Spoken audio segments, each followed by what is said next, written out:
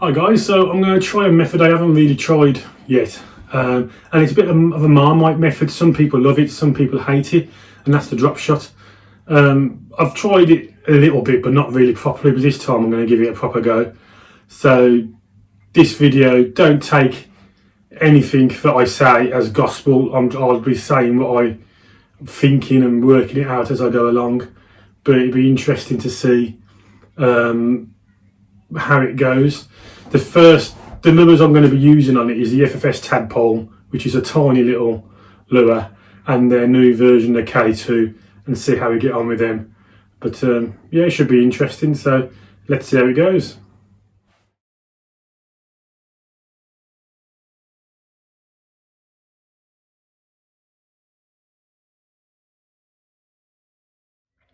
There's two different styles of drop shot weights. You've got the pear shape and this cylinder shape, and they've all got these clips where the line goes through and you just pull the line up and it clips into place.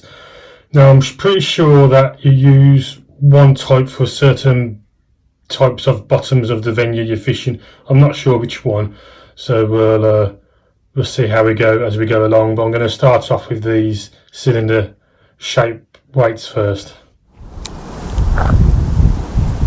So what I'm trying to do is just keep a tight line between the weight and the rod tip and just jiggle it slowly, but it's quite hard in this crosswind as it's putting a bow in the line, and that's going to affect the bite indication.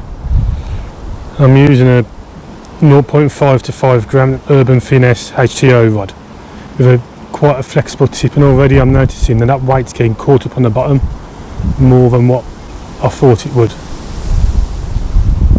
And the way I picture it is, the further out I cast, because of the acute angle from the weight to my rod, the lure is going to be lower to the bottom than, say, if it was in the side here, which is something you need to bear in mind setting the depth. But all I'm just trying to do is just give it some small taps on the end of the rod tip, not to move that weight too much, and then just a real small turn of the rod tip just to move it along the bottom a little bit. So that's my way that I'm going to work this, but like I say, trying to keep a tight line is proving a bit tricky in this wind. And when I get it close into me here, I can just let it drop, and as the rod tip bends, I don't know if you can see that on the camera, that rod tip bends a little bit, so that's a tight line. I can just jiggle it, put that movement into that lure.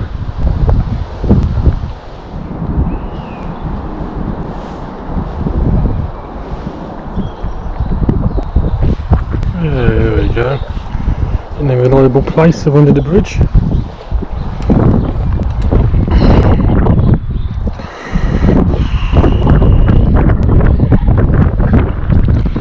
Wind's making it hard though, so I'm starting to think that it's not really, because it's like a finesse method, a technique to use in the wind.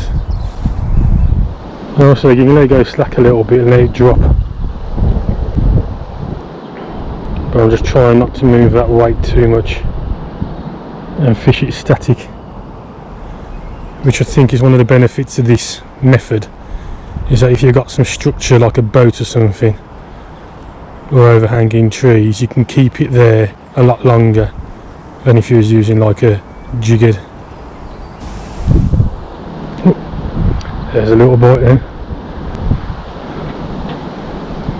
That's all I was doing, just letting it go slack a little bit and bringing up just so the tip starts to bend.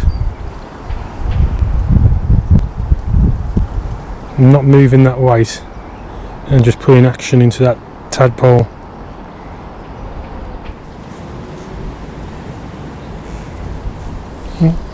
There's one. That was on the drop, that was. I moved the shot up and then, the weight up, and on the way back down, this little one took it.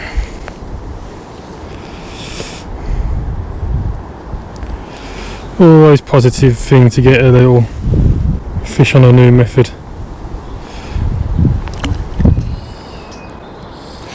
This isn't a fish, it's a snag. I didn't think these rates would get snagged up as much as they have been. So on the canal, the fish can be anywhere, so what I'm looking for is just those dimples on the surface of fish moving around, like just here that I've just seen here, and then I'm hoping that there might be some perch around there, because on a big stretch like this, they could be anywhere, and just trying to locate them, it can be difficult. So it's just trying to cut out some of the maybe dead areas. There's nothing there. If you can see signs of other fish, and you'd think the perch wouldn't be too far away. So I just got a little build up of weed by the side here, so I'm just going to slowly go around here, because you never know, the little fish might feed off this kind of weed and the insects and that end of it. So you might have fish coming along here, so just trying to drop shot down here for a couple of minutes.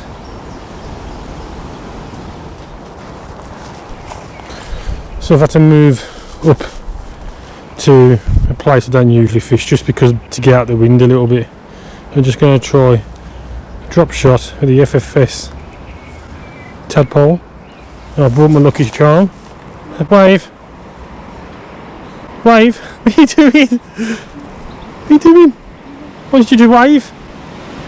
You wave at me! You wave! No! Okay, she's not going to wave. But I've got my little lucky charm with me. Oh, now she's waving. She's cheeky.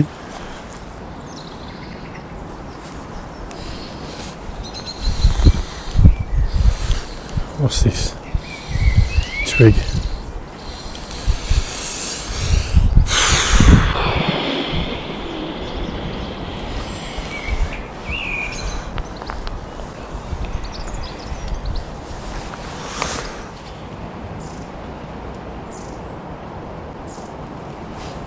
Yeah, another little tiny one. Look at that. No rule beaters, but good sport.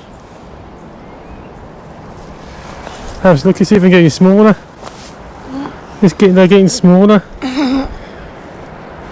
Look. Let me see. A little baby one. Hey. What? Yeah, I'll do it for you.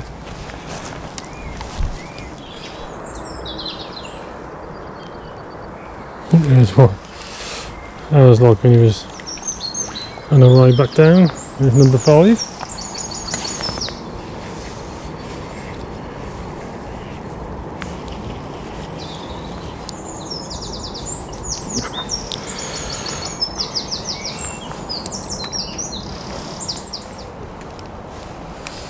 There you go. More or less took that on straight away. Oh, it's come off.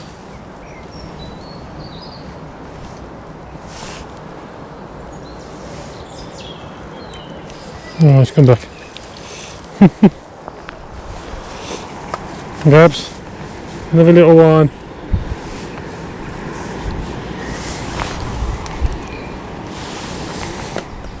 Just feel like I'm getting caught on some weed there, so I'm just going to move over a little bit. Bring it down the edge of this raft. I can imagine fish be hanging around here, hiding in this raft coming out. It's just where tree stuff's just collected. Oh, that was a little one then. So I can imagine there being some underneath there for cover. So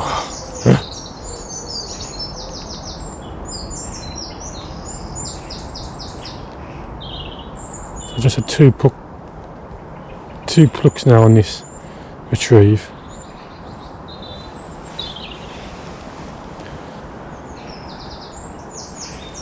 Because it's quite easy to tell what's crap on the bottom. It's like a dull pull, whereas a fish is more jagged pull, tap tap tap.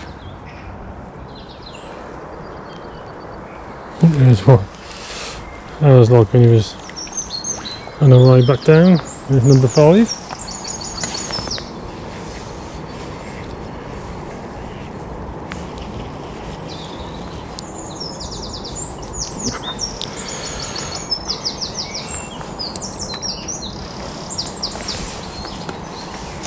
try that.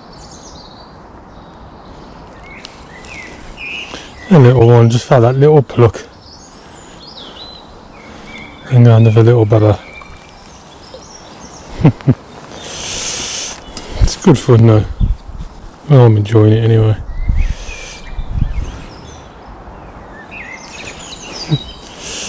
This feels a bigger one. Oh, the bigger side of the ones I've been catching anyway.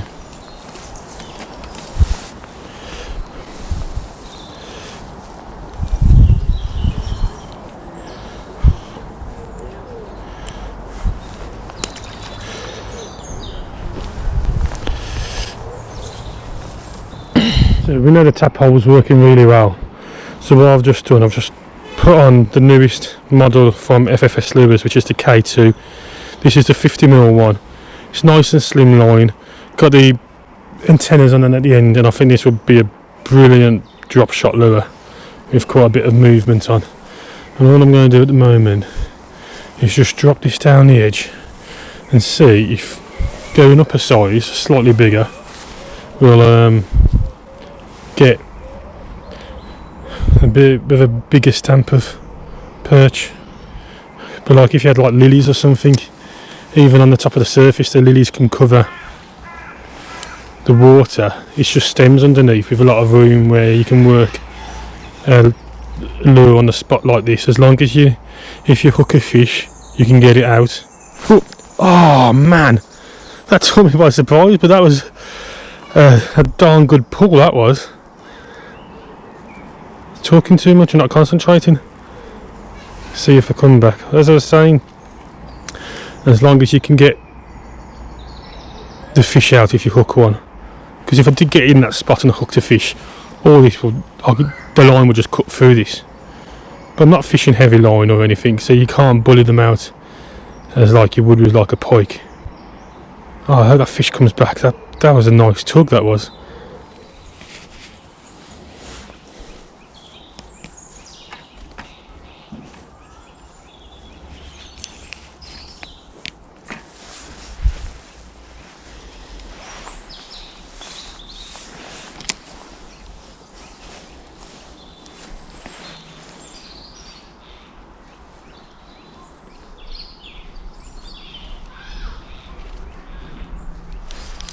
There we go. A little one on the K2. Slightly bigger than what we've been catching, I think.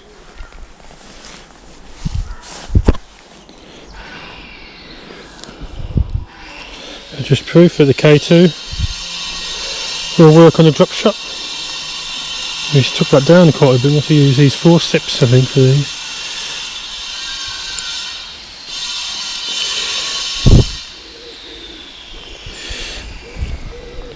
There we go. Beautiful.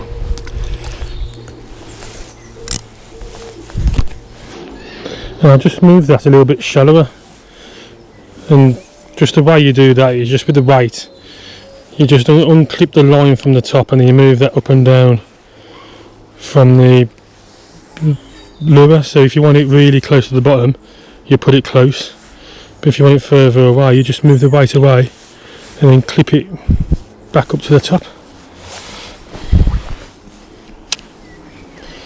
And it doesn't matter about this tag end coming down from the weight. That's there for just in case if you want to move it down any further, and don't get in the way of the lure. It's away from the lure, so there's no need to trim it really. Because of the wind, casting out here is kind of a no-go, so because you just create too much bow in the line, but I'm pretty confident there's fish underneath here. So what I'm going to do, I'm just going to walk slowly along the line, just tapping it, and by the time I get to the end of the bridge, I'll be shocked if I don't get one. So I'm just going to tap, probably for about 10-20 seconds, and then move, take a step forward, and do that all the way along, and I'll be amazed if I don't get anything by the time I get to the end.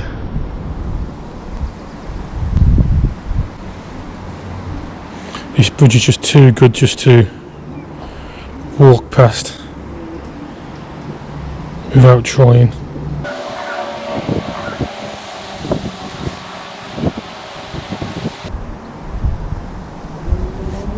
There you go. What did I say? That didn't take long, did it? Sounds like I know what I'm talking about.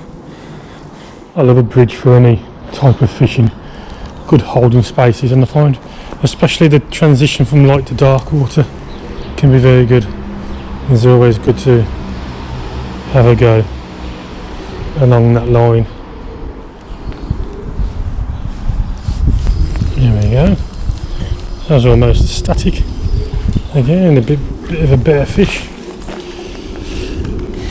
So it's definitely paying off going up a size just to get through to the slightly bigger fish. No, they're not nowhere near raw beaters, but all good fun. We have actually got a moored boat here. I'd love to have a go around it, but at the moment there is somebody in there, and unless he comes out, I don't want to be going round his boat without asking permission really first. It's just common courtesy really. Hey. Oh, I was just saying I wanted to finish on a fish. Always nice to finish on a fish. I was just going to go to the end of these slabs, and that's it.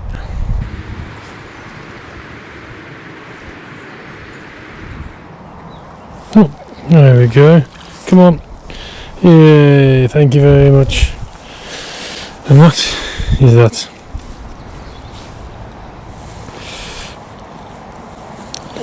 Thank you. So that was that. If you've made it through to the end of the video, because I know it was quite long, then thanks for watching it all. And my conclusions was I thoroughly enjoyed it really. It's another method to catch fish on a live setup. Even the little ones give a nice tug. And in the end, I caught fish, I didn't blank.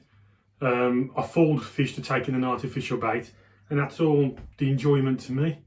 You know, if there's just times where I just went out without an hour, 45-minute session, so I just grabbed that stuff and went and got a few bites, and that's what it's all about really. My conclusion from it is that, you know, it's a method that I'll use again, and I've already got some pair weights coming which I'm going to try from 9.7 tungsten. So I've just got this little package through from 9.7 tungsten today, and just the packaging really impressed me. This nice thick plastic wallet, and all I ordered was these 3.5 gram pair weights for the drop shot, and I got a couple of freebies, which is always nice. I already see that lure will be ideal for the drop shot, and a couple of hooks, and it's just a nice little touch of what you get from these companies. So next time I'm out, I'll definitely be putting one of them on. But the one big disadvantage for me is that I'm quite a lazy angler, where even when I'm pike fishing, sometimes I just can't be bothered to unclip my lure and put another lure on. And if I wanted to change the hook on a drop shot outfit and go for like a bigger or a different profile bait, I'd have to cut off the fluoro leader and tie that back onto the main line. That's assuming I've got a pre-tied rig ready, and I can't see myself doing that. So that's a big disadvantage, and you can use it really in calm days unless you're going down the edge. If you're casting, then you need it to be calm so you can keep in touch with the weight and not have the bow in the line. But thoroughly enjoyed it. Loved using the tadpoles. Never really used them before because they're so small to get them on a jig head, and I don't like using chibs, so I've never got on with them. Using it on the drop shots, the only way for me to do it really. If anyone's got any suggestions on how to improve it or anything, then please leave a comment. And once again, thanks for watching, and tight lines.